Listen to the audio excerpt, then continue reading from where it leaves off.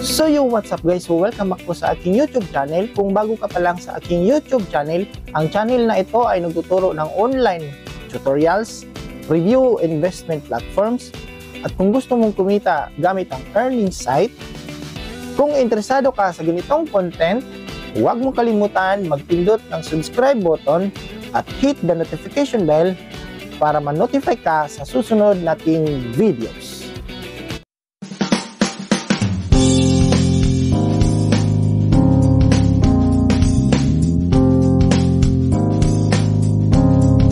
Disclaimer: this channel does not promote or encourage any illegal activities.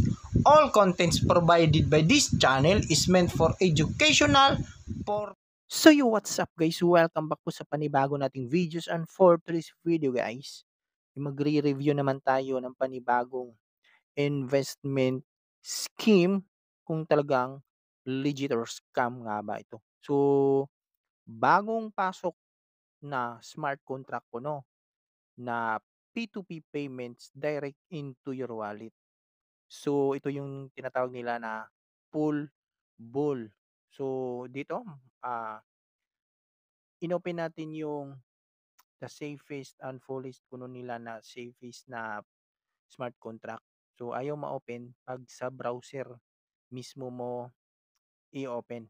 So may paraan sila kung paano i-connect yung pull bull. So kailangan mag-download ko muna ng Trust Wallet, and para makapag-connect ka sa iyong wallet, kailangan mo na itong direktang i-open sa Trust Wallet doon sa Discover. At doon mo ipi-paste yung link, website or link na referral link na ibibigay kung sinong nag-invite sa'yo. And yung networks is kailangan papalitan mo ng Polygon. So, Polbol kasi tinawag nila itong dahil nga siguro sa logo nila na isang ball, at ding ginamit naman nila na crypto is yung Polygon. So dito is iko-connect natin yung Polygon natin at yung Polbol into sa Trust Wallet. So again guys, hindi ibig sabihin na yung Trust Wallet magta-trust kayo. Kasi kapag hindi kayo marunong gumamit ng Trust Wallet, hindi talaga kayo magta-trust agad-agad kahit tinawag pa nila itong Trust Wallet. So again, never trust the Trust Wallet kung hindi ka marunong gumamit.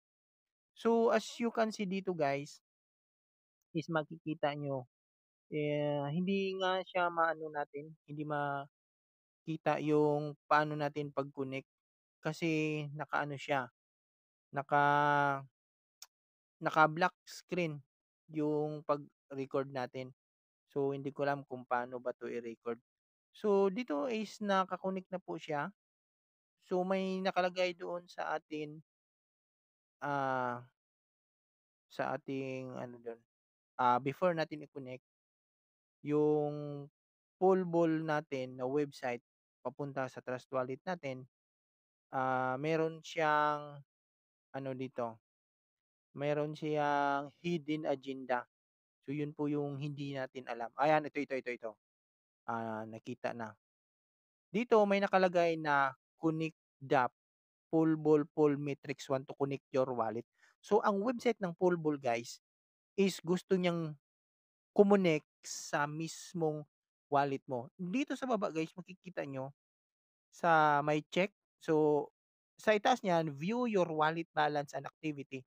So, kaya ni Polbol titingnan yung wallet balance mo at activity.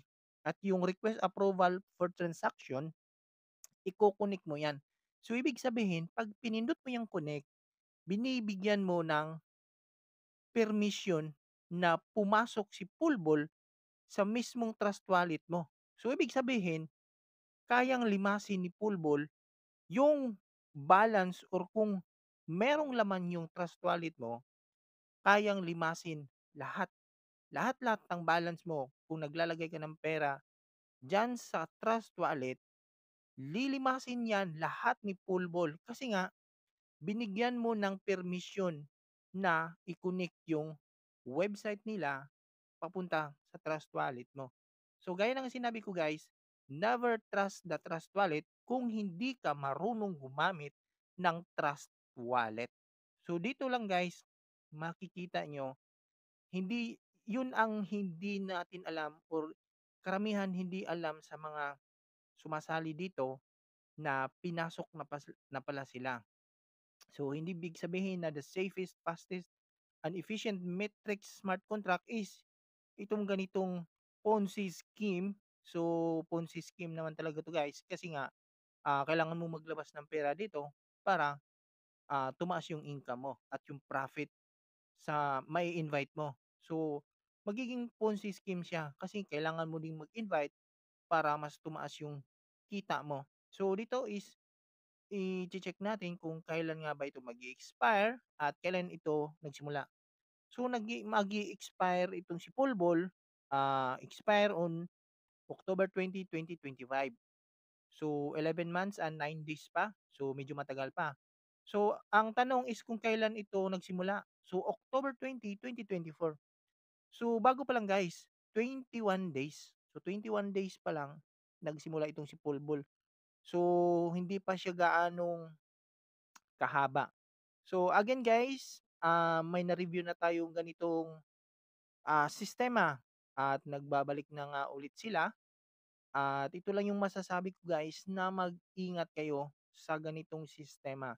Kasi hindi nyo alam na, napasok na pala yung trust wallet nyo ng isang website na kayang pasukin or nakawin yung perang nakakunik sa trust wallet nyo.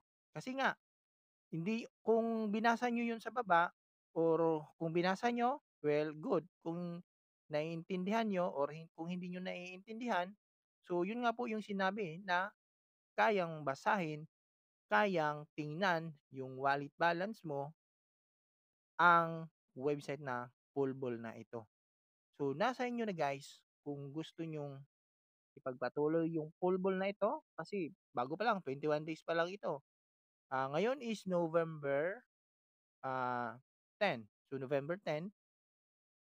So, nasa inyo pa guys kung gusto niyo ipagpatuloy. Pero sa akin ay red flag na po itong si Polbol. Hindi po siya katiwa-tiwala kasi isa din po siyang Ponzi scheme at yun nga, mag-ingat kayo kasi kayang nakawin ni Polbol ang pera nyo dito sa Trust Wallet. Again, para sa akin, red flag itong si Polbol. So, mag-ingat na kayo.